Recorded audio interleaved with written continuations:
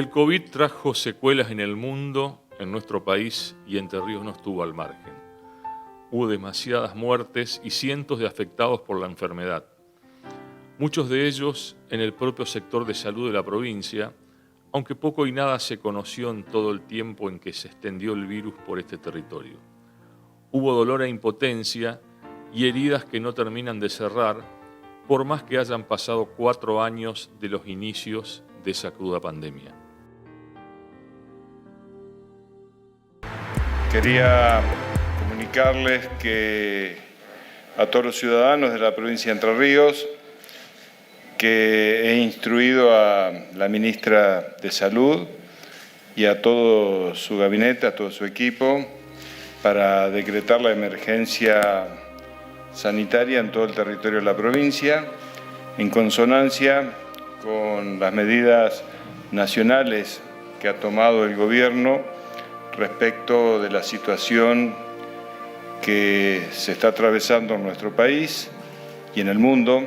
La declaración de emergencia consiste en medidas similares a las que aplicó el gobierno nacional. Tienen un contenido básicamente para evitar la propagación del virus. Y eran tiempos difíciles. En enero del 2020 nuestro país estaba atravesado por el componente del dengue. Luego, febrero de ese año, irrumpe el coronavirus. Es en el marco del Consejo Federal de Salud que las 24 jurisdicciones del país recibimos instrucciones para conformar el Comité de Emergencia Sanitaria. Es allí que nuestro gobernador Gustavo Bordet declara la emergencia sanitaria para esta provincia. Posteriormente, este Ministerio de Salud reconfigura las principales funciones y se constituye un plan de emergencia para abordar esta contingencia sanitaria que nos estaba interpelando a todos los sistemas de salud de todo el mundo. Era un momento de mucha incertidumbre y debíamos salir a dar respuestas. El inicio de la pandemia fue una incertidumbre muy grande, un desafío interno y externo. Interno en el sentido de que nos obligaba a una dinámica de adaptación a algo que no conocíamos, en un contexto de incertidumbre y temor a una enfermedad que venía siendo informada como letal o muy letal en muchos países del mundo. ¿Cómo se organizaron desde marzo en que empezó el aislamiento, la pandemia? Bueno, nosotros empezamos desde el mes de marzo con la entrega de viandas, pero después, como estaba bastante jodida la situación, empezamos a entregar bolsones. Yo creo que en las escuelas también están entregando bolsones para que la gente se quede en su casa. Ese número que usted me dice, 300 y pico, 200 en cada lugar, ¿se incrementó en este tiempo de pandemia, de aislamiento? Sí, por supuesto que se incrementó porque es bastante difícil la situación de la gente, falta de trabajo, familia numerosa, porque en lo cual estamos distinguidos es que las familias hoy en día son numerosas, muchos chicos. ¿Cuántos eran el año pasado, por ejemplo, acá en Barrio Belgrano y ahora pasaron a 300? Nosotros el año pasado contábamos con 260 beneficiarios y luego día a día se fue incrementando por la situación que estamos viviendo y que yo creo que es conocimiento público. Nosotros tenemos 363 beneficiarios con familia, abuelo y chicos. ¿Solamente en Barrio Belgrano? Solamente en Barrio Belgrano. En el otro comedor 320. Abarca todo, la Villa T51, Villa Mabel, son mucha gente que viene.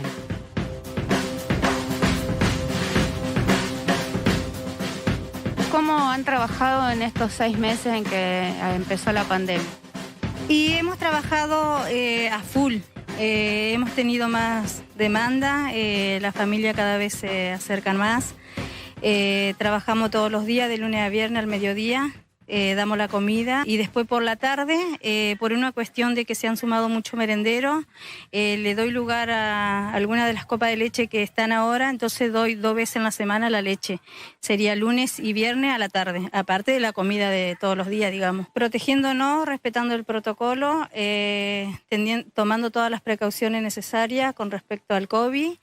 Y no, se trabajó igual, con un poquito de miedo, siempre brindándole a la gente y enseñándole. Corremos el riesgo, sí, pero no hemos tenido infectados, digamos. A raíz de la pandemia nos organizamos en tupper, que venga cada una persona, por supuesto, del grupo familiar con barbijo. Le hemos entregado barbijo, gracias a Dios que hemos tenido mucha colaboración y mucha gente solidaria que nos han ayudado en todo este tiempo. Y la gente también ha tomado conciencia de lo que está pasando y ha sabido entender y ha sabido comprender. Todo cambió desde la aparición del COVID, que sumió al mundo en una tragedia inimaginable. Desde la forma de convivir, moverse y relacionarse, hasta el instante del último suspiro de vida se vieron trastocados.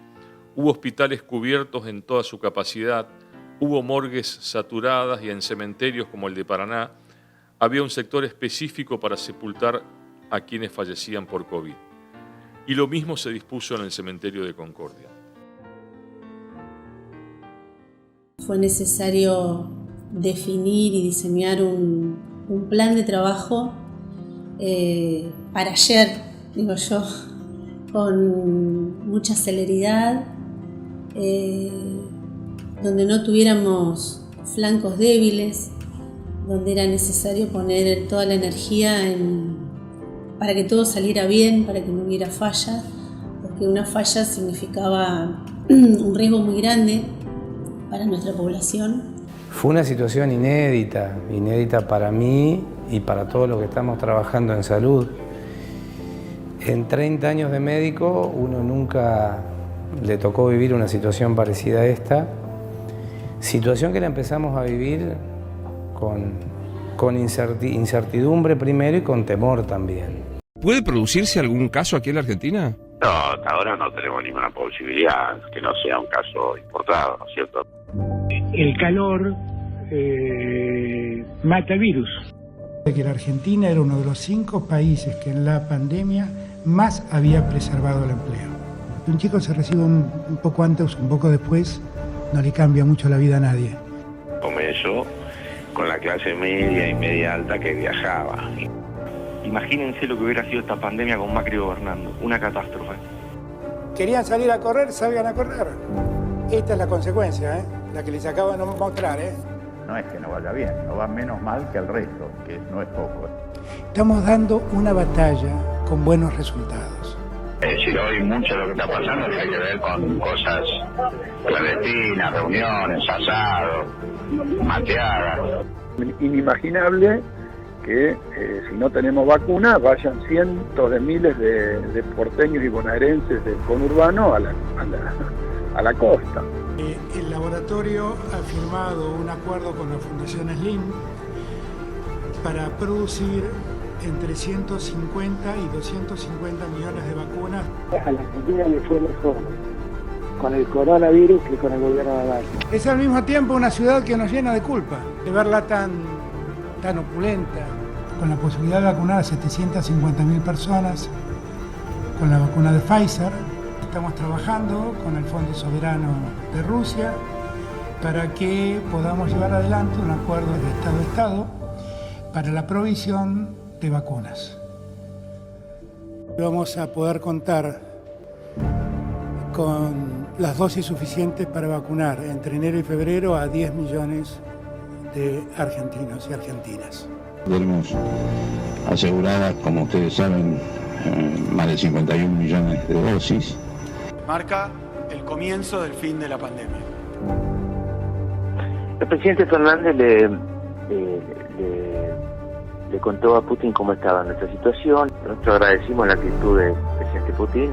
Si todo va bien, nosotros en agosto, septiembre tenemos vacunado a todos los argentinos, menos los menores de 18 años. Las reglas se deben cumplir. Si nosotros logramos concretar los acuerdos últimos que venimos haciendo, habremos podido cumplir nuestro objetivo, Axel, de vacunar a las personas que más riesgo expresan antes de que abril termine. El sistema sanitario también se ha relajado. El epicentro de esta segunda ola es la ciudad de Buenos Aires. He hablado con maestros de escuelas, de chicos con capacidades diferentes, que no entienden la dimensión del problema sanitario que enfrentan. A mediados de marzo anuncié que lamentablemente iba a llegar la segunda ola. Y para mi pesar, tuve razón.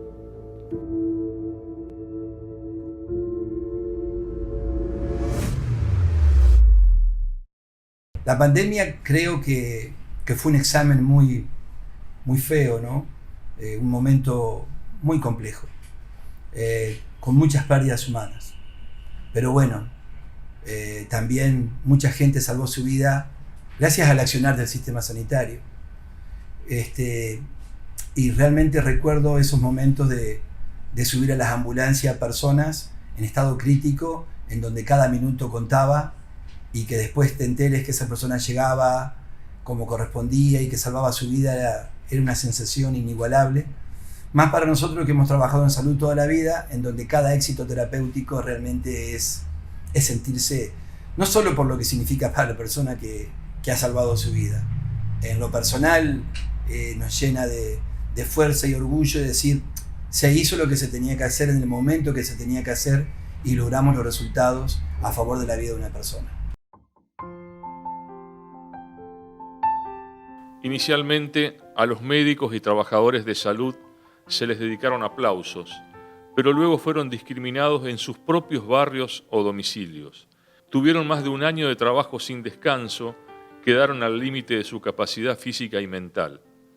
Es que el coronavirus puso en jaque al sistema sanitario no solo por la falta de camas, sino también por el agotamiento de los trabajadores, que implicaba el compromiso de poner sobre sus espaldas situaciones dolorosas que muchas veces implicaba a vecinos, amigos o hasta familiares directos. Y nosotros jugábamos un rol como hospital de referencia, así que ese también fue un desafío porque nosotros teníamos que estar preparados para atender a aquellas personas que formaban parte de una articulación en red de toda la provincia con un plan ministerial liderada por el COES, que fue una de las primeras provincias, si no la primera, donde se crea el comité de emergencia, el cual impartía la línea que nosotros debíamos seguir. Bueno, dada la situación epidemiológica de nuestra provincia y los contagios se están dando por brotes, por conglomerados. Por lo tanto, un solo caso o dos casos pueden llegar a generar un conglomerado y un brote. Cada media hora estamos haciendo operativo rutinario en diferentes puntos de la jurisdicción, viéndole la documentación y que la gente acredite que esté autorizada para salir conforme a lo dispuesto por el decreto nacional. Apelamos no solamente a las responsabilidades que tienen que ver con la ética del cuidado ciudadano, sino también a mantener todas las recomendaciones que han sido oportunamente brindadas por el Comité de Emergencia de Sanitaria creado el día 2 de marzo del corriente año. Hemos dispuesto muchas medidas para evitar la aglomeración de personas en distintos lugares, pero también es muy importante, repito, el autocuidado. El momento más crítico de la pandemia no fue al inicio del 2020, sino en el 2021, cuando ya estábamos como casi en la segunda o tercera ola de casos de COVID, enfrentándonos a volver a estar en restricciones, cuando era el mayor número de ingresos a terapia y con la población ya muy agotada. Eso fue también un momento de mucho estrés, porque además llegamos a tener todas las camas de terapia intensiva ocupadas en la provincia. Tuvimos más de 100 muertos en una semana, lo cual eso fue muy muy fuerte para nosotros como equipo porque nunca habíamos visto algo así, ¿no? No sé si estábamos preparados psicológicamente para atravesarlo. Fueron momentos muy difíciles debido a que, bueno, era toda una enfermedad muy desconocida, donde iban cambiando los tratamientos, la gente en internación, había muchos factores de los que pudimos vivir en carne propia, desde que, fallecía, pasaban a terapia, familiares y familias destruidas, y también eso influyó mucho, digamos, en nuestro trabajo. Mientras tanto, había situaciones muy complejas en comedores comunitarios de Entre Ríos, porque las restricciones impuestas por las autoridades ante el avance de la pandemia chocaba de frente con las necesidades de tanta gente que no podía llegar a fin de mes ni alimentarse. Cientos de niños dejaron de recibir su ración diaria ante el sistema de control y recortes que se produjeron. Estamos en el barrio Balbi. Acá funciona el comedor a la mañana, funciona leche también, pero eso aparte a la tarde. El mismo lugar. ¿Cuántas personas están accediendo hoy al comedor? 180 más o menos. Eran 150, pero por día siempre viene 1 o 2 más. Anotarse por día, así que siempre va subiendo. No todo día tenemos lo mismo. En este tiempo de pandemia es más la gente que viene. Es mucho más. ¿Vienen más familias? Sí, vienen más familias. Y acorde a la pandemia, lo que hicimos para resolver por el momento es entregar la leche en botellas. Antes lo primero se priorizaba los niños nada más y acorde a lo que está pasando se le da al grupo familiar completo. Se le entrega la vianda, sí vimos un incremento, mucha más de gente mayor que niños que nos cuentan, digamos, su experiencia, que se han quedado sin trabajo y demás. Y acuden acá y se le da la copa de leche, tanto también como la vianda del comedor. Y hoy en sí, por día estamos dando de a 100 a 150 porciones de leche. Algunos días varían más, otros menos, pero continuamente se siguen sumando gente de distintos barrios, no solamente de acá cercano, se vienen y se suman. El año pasado eran más que nada chicos que venían, no se veía mucho grupo familiar.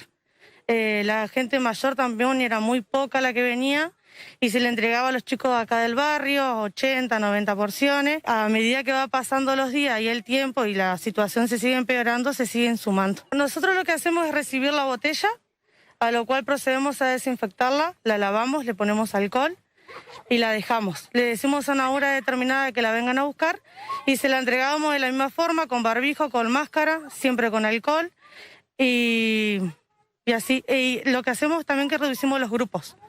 En el principio estábamos todas juntas y ahora, acorde a lo que está pasando, nos reducimos a un grupo de 4 y nos vamos turnando con las chicas haciendo la copa de leche. ¿Notan ustedes que la gente se cuida, tiene los cuidados de los que se habla tanto en este tiempo?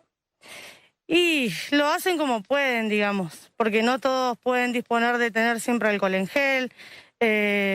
Sí le decimos los cuidados que tienen que tener, de constantemente lavarse las manos, de no estar en reuniones familiares y demás, pero después eso nosotros se lo brindamos. ¿Cómo se sostienen ustedes con el comedor? ¿Reciben algún tipo de ayuda oficial, de subsidios? ¿Cómo se manejan? El comedor, hay un presupuesto de comedores, que eso es de desarrollo, que son mensualmente, es aproximadamente 11.000 pesos para lo que es comedor. Y después es una parte solventada por la CAC, sería que tiene el presupuesto mensual dependiente de Cedronar.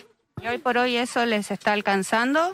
Mira, nunca es suficiente. Nosotros desde la organización tenemos distintos comedores en la provincia y nunca es suficiente de acuerdo a lo que se necesita, ¿no? Hemos hecho brigadas de información para lo que es el cuidado, pero siempre decimos que nunca es suficiente de acuerdo a las necesidades, ¿no?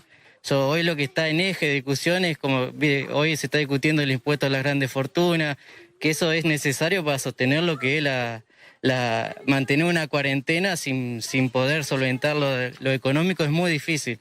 Entonces hay algunas cuestiones que se tienen que resolver urgentemente. En el tema vivienda, como decís vos, ¿cómo hacer la cuarentena cuando vivís hacinado, no? Entonces es muy difícil llevar adelante si no se resuelven otras cuestiones que son urgentes.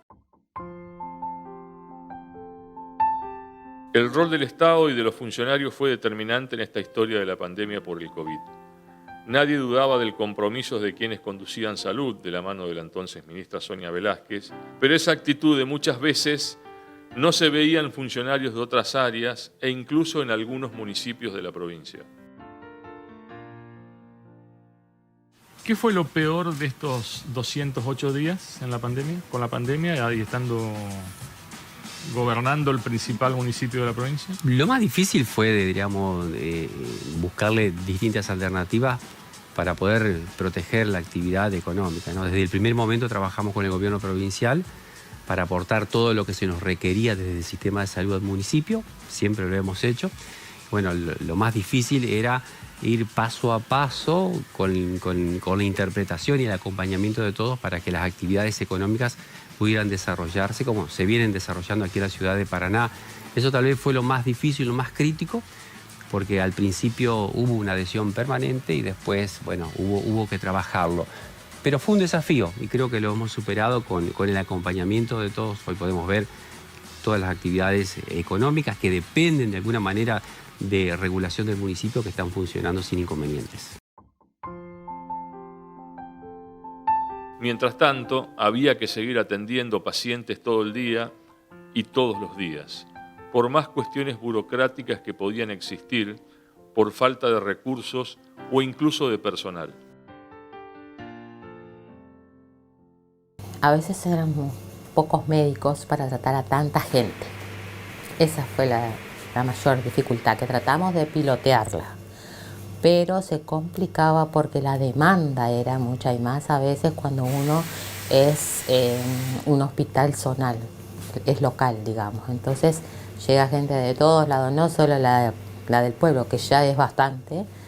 Entonces empiezan a llegar de todos lados y por ahí nos desbordaba eso más que nada. Bueno, también el lidiar contra la falta muchas veces de oxígeno, de medicación, porque los proveedores no eran capaces de resolver la provisión de las cosas. Entonces el saber que teníamos pacientes internados en la terapia que requerían esa medicación, que requerían el oxígeno y no poder saber si llegábamos o no llegábamos con lo que teníamos. Estábamos todas las provincias comprando los mismos insumos al mismo tiempo. Bueno, en el país no se conseguían barbijos, no había alcohol en gel, estaba todo el stock agotado, así que bueno, rápidamente ahí la ministra y nuestro gobernador hicieron negociaciones para que un laboratorio provincial pueda fabricar el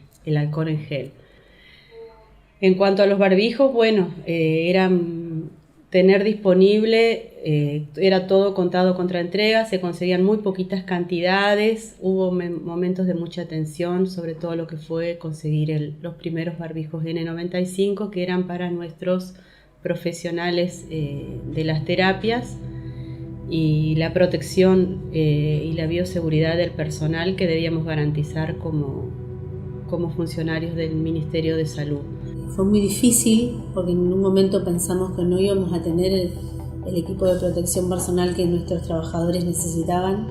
La otra instancia compleja fue la adquisición de drogas de analgosedación, que son drogas necesarias para relajar y dormir los pacientes que están conectados a un respirador, ¿no? Que están con asistencia mecánica respiratoria y que es necesario que ese paciente, para poder ser ventilado por una máquina, esté dormido y tenga toda su musculatura relajada.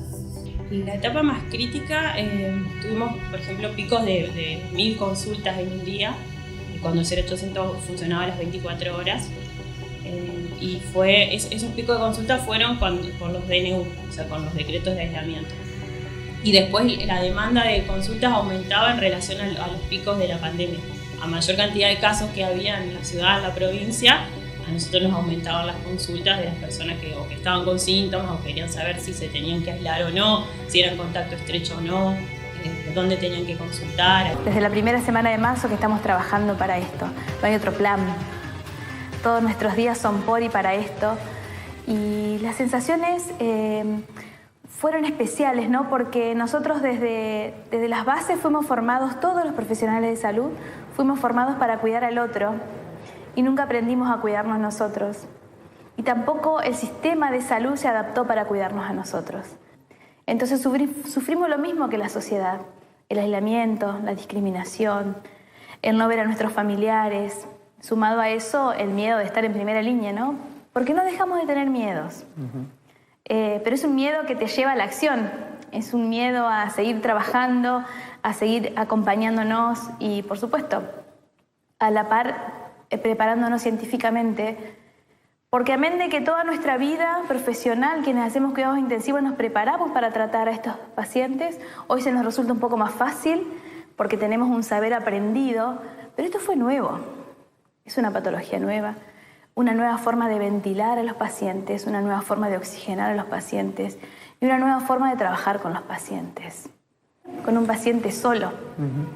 Solo pasar su patología, solo pasar su incertidumbre, acompañado solamente de nosotros y muchas veces solo pasar su proceso de muerte, ¿no? Que es lo que más nos estresa también a nosotros como personal de salud. La verdad que es una situación muy angustiante, como creo yo que la gran mayoría de la población la está pasando.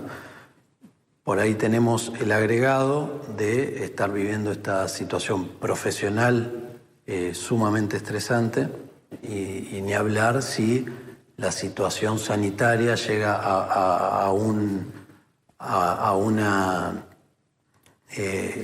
situación de demanda mayor y que exista la posibilidad de no poder brindar todo lo que necesita ese paciente. Entonces, bueno, sí, es muy estresante y a veces intentar descansar de eso es difícil. ¿Cómo es el diálogo en el pasillo con la familia del que está internado y que no pueden ver y que sos la única, ustedes y los médicos, son la vía de contacto, de comunicación, de certidumbre respecto a lo que ocurre? ¿Cómo se afronta ¿En la eso? actualidad? Sí. Bueno, en la actualidad habitualmente tenemos pacientes que están con COVID y familiares aislados. Entonces, en general no tenemos familiar presente sumado al temor del ingreso, ¿no? A la unidad de cuidados intensivos. De cualquier manera, desde la Nación y de la provincia se han elaborado protocolos para humanizar un poco el cuidado.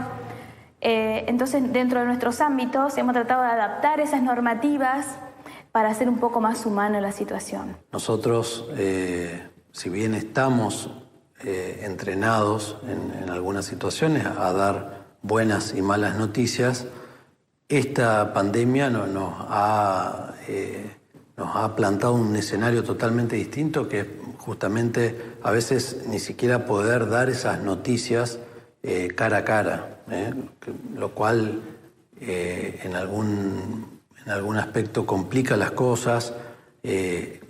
Hacemos mucho, se trabaja por vía telefónica, por videollamadas, se hace lo posible y se hace lo posible por transmitir al familiar, que también está en una situación totalmente angustiante, cuál es el estado del paciente. Por ahí se generan cosas que son lindas, digamos, cuando hacemos videollamadas con los pacientes, pero por ahí son reencuentros telefónicos de pacientes que estuvieron 2 semanas sin comunicarse y bueno, son muy emotivos, muy fuertes, por ahí muy difíciles de procesar, digamos. Y otro tema es el proceso de la muerte, ¿no? Que actualmente no puede ser tan acompañado como nosotros queremos. ¿Y cómo manejan eso? Porque por más preparación que hayan tenido, por más herramientas con las que cuenten, no deja de ser un momento traumático donde esas herramientas se usan, pero entran en crisis por la situación, lógicamente. Totalmente. ¿Cómo se maneja esa situación? En realidad, nosotros trabajamos todos los días con esto, ¿no? Pero nosotros lo que estamos haciendo actualmente, entendiendo que han fallecido pacientes, entendiendo que seguramente más pacientes fallecerán, les facilitamos que estén en nuestro servicio. ¿Qué implica eso para nosotros? ¿Implica un elemento de protección personal extra? Es impagable el acompañar, el despedirse. Nosotros lo estamos haciendo. de permitirles entrar, se visten igual que nosotros. Es un equipo de protección personal extra que sobre el total no es nada. Y en el vínculo entre pares, ¿cómo se lleva eso de trabajar y de ver compañeros y compañeras que también ponen en riesgo su vida y que incluso se enferman? Nosotros no tuvimos opción de quedarnos en nuestra casa. Nosotros desde el primer momento tuvimos que salir a trabajar y eso implicó exponernos más, ¿no? Exponernos también a ámbitos que al principio eran inseguros porque todos estábamos aprendiendo, porque tuvimos que readecuar todo, a aprender lo que es un barbijo, triple capa. Resulta que hay truchos y no truchos, resulta que nos quieren vender el N95 que no nos iban a funcionar, no nos iban a enfermar, que es un camisolín hidrorrepelente. Hubo todo un proceso eso de aprender a cuidarnos. Por lo tanto, muchas veces lo fue y lo es, los ámbitos de salud a veces son inseguros, porque nos pasan estas cosas, ¿no? De que no tenemos los elementos de protección personal, no solamente en cantidad, sino en calidad. Por suerte fuimos aprendiendo y por suerte eso nos permitió reclamar y exigir. Por lo tanto, estuvimos inseguros desde el principio, manejando los miedos a enfermar a nuestra familia, miedo a enfermarnos nosotros, y bueno, y con eso se convive. De cualquier manera, vuelvo a repetir, para la comunidad, nosotros nos preparamos para esto. Toda persona, todo personal de salud que hoy se levanta todas las mañanas, se viste y va a trabajar, está a la altura. Me enorgullece. No sé si la palabra es que me enorgullezca, porque no sería esto lo que tendría que estar pasando, pero admiro muchísimo a los médicos residentes, a los médicos más jóvenes que la verdad que nunca quisieron esquivar esta situación y siempre que la necesitamos, nosotros en el hospital fuimos creciendo en la cantidad de gente que estaba abocada a esta tarea, que actualmente es gran parte del staff del hospital, desde médicos infectólogos, neumonólogos, médicos clínicos, residentes, como comentábamos, enfermeros en toda la gama formativa también. Ninguno que yo haya conocido ha intentado evitar este llamado, digamos, y esta necesidad de colaboración. A fines de 2022, totalizaban cerca de 3.000 personas las fallecidas en el territorio entrerriano, mientras que en el país llegaban a 130.000. Había madres, padres, abuelos, hermanos, gente común, personalidades y también integrantes de la comunidad de salud de la provincia, pero había que seguir trabajando como en cada día. Cuando empezó el tema de la cantidad de casos que hubo de COVID, comenzamos a trabajar desde el programa en el recorrido de los barrios con el plan Detectar. La mayor dificultad que tuvimos en eso fue, primero que nada, que los compañeros perdieran el miedo a trabajar en terreno, al contacto con las familias, ¿no? Obviamente no entrábamos en ningún lugar, pero bueno, lo que hacíamos era indicar a las familias cuáles eran los síntomas, cuáles eran las medidas de prevención. Bueno, vamos trabajando como podemos realmente, muy cansados todo el personal del hospital, absolutamente todo el personal, porque hace 1 año y medio, como decís, que parece que fueron 10. Todos esperábamos que el 2021 sea diferente. Bueno, el 2021 es exactamente igual o peor que el 2020. Uno se va de acá de la guardia, pero muchas veces la angustia sigue. El estrés lo tenemos cuando no podemos derivar, cuando estamos toda una mañana tratando de derivar un paciente de 30 años. ¿El hospital tiene los insumos necesarios, las camas necesarias para atender a la población? Sí, tenemos camas para leves y moderados. No tenemos camas de terapia intensiva, no tenemos. Los médicos, sí, lo que pasa es que los médicos clínicos son 3 más 2 residentes, entonces son los que más trabajo han tenido en esta pandemia, que recayó sobre todo el médico clínico. Entonces obviamente están agotadísimas, son casi todas mujeres, ni no tenemos respiradores acá en el hospital, entonces hay que derivar. El tema es que no hay lugar donde derivar ahora. Se está derivando todo el hospital público, digamos. Sí, cae toda la responsabilidad del COVID en el hospital público y la verdad que es muchísimo trabajo porque aparte de eso también están las otras patologías, no solamente COVID. Para nosotros es muy difícil tener que estar en esta disyuntiva de a ver dónde derivamos porque no hay lugar en ningún lado, mientras tanto el paciente se sigue descompensando y no tenemos más que el tubo de oxígeno con una mascarilla con máscara reservorio a 15 litros. Y hay veces que se necesitan hasta 75 litros de oxígeno. Entonces, para nosotros es una situación muy estresante esa.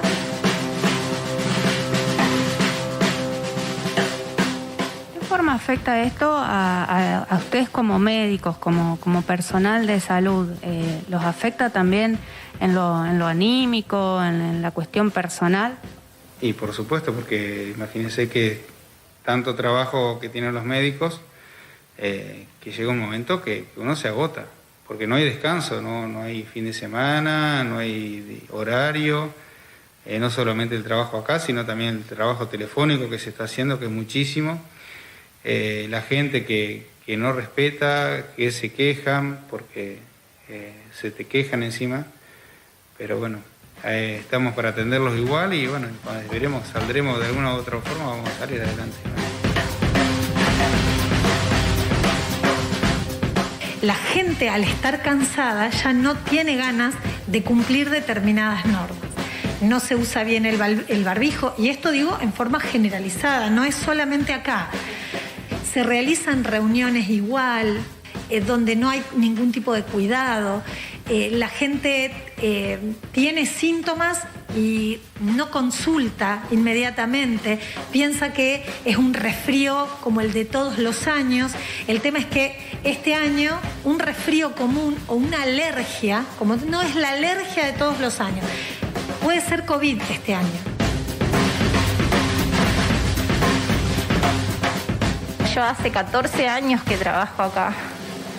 Entonces yo conozco a la mayoría de los ciudadanos de acá de San Benito y la verdad que a uno le afecta que esa persona esté enferma. Si bien yo no puedo generalizar porque yo sé que hay gente que se cuida, pero a veces paga el resto, digamos, por los que no se cuidan.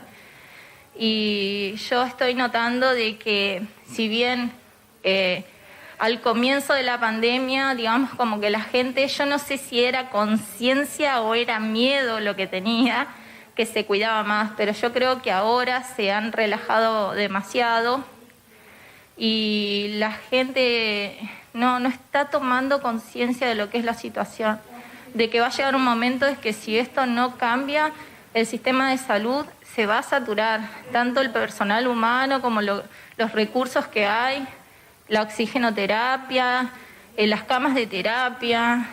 Eso es tan, digamos, con lo que uno tiene puede llegar a cuidarse, que es simplemente un barbijo, un cubreboca que cubra nariz, boca, y cubrirse o los ojos, usar la máscara, guardar una distancia de 2 metros. Eso es lo básico, y no permanecer en reuniones con gente que no debe suceder eso, no se deben juntar a festejar nada, no estamos en época de festejo. Me convoca al hospital y nosotros nos preparamos desde cero. Nosotros armamos una sala, procedimiento que nos dio el hospital, desde cero. Desde la sala estaba vacía, a incorporar toda la tecnología, todo el personal, empezar a capacitar el personal nuevo. Es muy difícil encontrar en mi profesión gente capacitada en terapia intensiva. La que ya está trabajando, está fija en los lugares, y iniciar un ciclo nuevo en un lugar que recién comenzaba ante una pandemia fue muy difícil. Al principio siempre fue caótica la situación, todos encerrados, la cuarentena estricta, no podíamos ni visita. Luego empezamos a ver de que justamente con la familia teníamos el problema de que no veía más a su familiar, y esa situación se solucionaba con algo tan básico y que en ese momento era algo preciado pero no tan costoso como un equipo de protección personal. Entonces en ese momento la distribución de la sala nos permitía, ya te digo, al familiar que no estaba aislado, que se acercara, le brindábamos el equipo y al menos a una distancia prudencial lo dejábamos poder ver el familiar. Me acuerdo de una chica que es enfermera del Hospital San Roque y un día me escribió para contarme que su papá estaba internado en el hospital. Tenía 93 años el papá, un señor que se manejaba solo, andaba todo, pero el aislamiento de tener que estar solo en el hospital lo mató, diría yo. No solamente el COVID, sino también el tener que estar lejos de la familia, el que nadie te pueda abrazar, nadie te pueda besar. Eso también creo que fue una de las cosas muy difíciles de la pandemia. No puedo dejar de recordar un sábado a la mañana cuando tuvimos el primer caso de COVID y fue precisamente en la residencia de larga estadía más grande de la provincia. Esos eran días de no descansar, del teléfono permanente, de viajes permanentes, pero salimos adelante, vuelvo a decir, trabajando en equipo.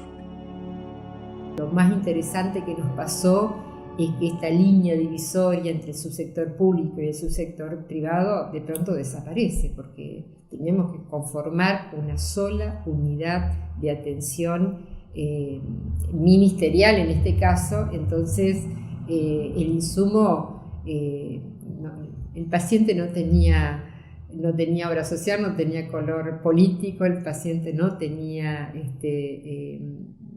cuestiones distintivas, sí tenía una sola particularidad que era esa persona que nosotros necesitamos garantizarle ese derecho humano esencial como era la atención de la salud y salvar vidas, que era para lo que lo que nos preparó o seguramente nos encontró la pandemia, ¿no?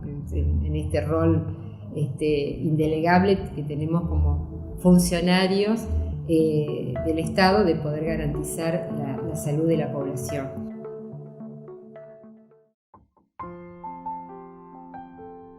Muchos de esos trabajadores de salud tuvieron que ser internados con COVID. Varios de ellos estuvieron en situaciones muy difíciles, límites, al borde de la muerte. Hubo quienes fallecieron y hubo quienes pudieron salir adelante y reintegrarse a la vida normal. Pensé que tenía solamente una neumonía porque soy de agarrar neumonías, principios de neumonía. Y cuando llegué al hospital me dijeron que ya era COVID. Y así me trasladaron a Paraná. El pronóstico que me daban era malo todos los días. Íbamos de un 30, un 40% a un 20% de vida y así estaban todos los días. Pronóstico mal pronóstico del sector. La historia clínica lo único que dice es mal pronóstico, que cada vez necesitaba más oxígeno, llega hasta creo que al 100% de oxígeno necesita. No sé si en algún momento me acordé durante los 20 días de la palabra coronavirus, pero sí era por lo que sentía, por la sensación de que no me alcanzaba el oxígeno, hablemos de lo más básico, necesidad básica de ir al baño, tener que comer, removerme la mascarilla a cada bocado para poder almorzar o cenar y desayunar. Me estaba dando cuenta de que uno por ahí tiene toda la esperanza, o sea, yo sabía que de ahí iba a salir, o sea, era momentáneo, pero veía que al otro día seguía exactamente igual, veía que los 15 litros, el máximo de oxígeno que me suministraban, no lo podían bajar. Yo recibí el primer paciente acá en esta terapia con COVID positivo. Eso, bueno, me marcó mucho y bueno, primero me dio pánico. Le tuve mucho miedo y a su vez era el hermano de una chica que yo conocía, entonces como que hubo toda una mezcla de cosas. Y sí, la primera impresión fue pánico, mucho miedo. Le tenía mucho miedo hasta que bueno, uno se empieza a familiarizar con los cuidados que teníamos que tener y bueno, y después ya se hizo como algo ya sistemático. que todos sabíamos lo que teníamos que hacer, cómo sacarnos los equipos, cómo ponernos, qué poníamos en agua, qué lavábamos, qué no tirábamos y todo eso. O sea, después se fue haciendo toda una cadena y todos fuimos aprendiendo cómo cuidarnos y cómo cuidar los nuestros, ¿no? Así que no, me cambió todo el haber tenido la enfermedad y mi narración, gracias a Dios, ha hecho revertir posiciones de muchas personas que creían no se iban a vacunar, porque les parecía que también la enfermedad era de otro, estaba en otro lado.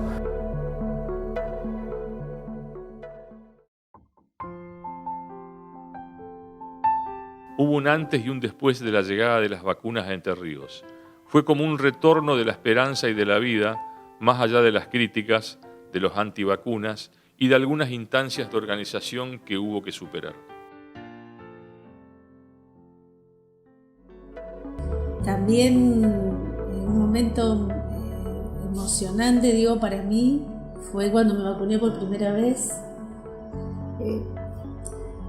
Fue como si todo el esfuerzo que teníamos hecho durante tanto tiempo era como recibir el premio, ¿no?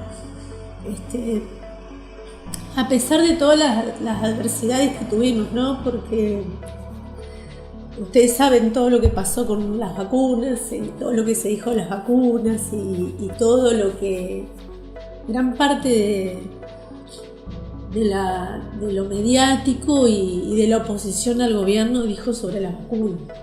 Hasta llegaron a decir que íbamos a envenenar a la gente, ¿no? Y algo de mucho alivio, en lo personal, de mucho alivio, porque no solamente por la salud, sino que por un tema de compañeros y de que íbamos a tener como una barrera que nos iba a resguardar hacia algo que ese enemigo invisible que le dijeron siempre. Así que bueno, por lo menos teníamos ya una primera herramienta. En lo particular para nosotros que estamos en esto, para mí fue una cosa muy, muy, muy importante. Y la llegada de las vacunas fue un antes y un después, el saber que había algo para poder prevenir y para proteger no solamente al personal de salud, sino también a la población, ya fue muy importante. Y paralelamente con eso, cuando empezaron a bajar los casos, cuando empezamos a ver que los vacunados tenían una evolución diferente, que empezaban a llegar menos a la internación. Y hoy podemos decir que el impacto dentro de nuestra provincia, nuestro país, fue muy positivo, y dentro de todo lo que fue la pandemia y todo lo difícil que atravesamos, esto nos unió aún más para salir adelante. La vacunación fue una esperanza, fue una luz. Y sí, yo creo que jamás me voy a poder olvidar de las caras de esos viejos. Esos viejos que van a decir, ahora vamos a poder salir. Fue una luz, fue una luz. Crecimos muchos, nosotros como servicio sanitario, creció mucho esta red de trabajo. Hoy yo siempre digo lo mismo, no sabía quién era el director del hospital de 1 de Mayo a veces, y hoy sabemos quién es quién, qué recursos tiene cada uno, en qué nos puede ayudar, en qué es lo que tenemos que ayudar. Es decir, nos ha llevado a crecer como sistema de salud, nos ha llevado a ver realmente cuáles son las fortalezas que tenemos, también a marcar cuáles son nuestras debilidades y a tratar de ir mejorando en el día a día. El tiempo dirá y la gente sabrá juzgar luego si lo que se hizo bien, mal, más o menos, pero como digo siempre y repito ahora, dimos todo lo que teníamos para dar. Y la verdad es que esta epidemia afianzó muchísimo esa vocación de servicio. Me despertó una gran admiración por la salud pública, algo que no reflexionamos cotidianamente por la vorágine laboral, y me enseñó a reflexionarlo todos los días y a sentirme orgulloso de eso. Trataba de cumplir con el valor de la patria, porque la patria es el otro, es la otra, y realmente este valor es el que creo que nosotros tratamos de estar a la altura de las circunstancias. En lo personal, creo que todo lo que vimos, pero sobre todo la duda que no tuvimos cuando había tanta incertidumbre, no tuvimos duda desde qué lugar teníamos que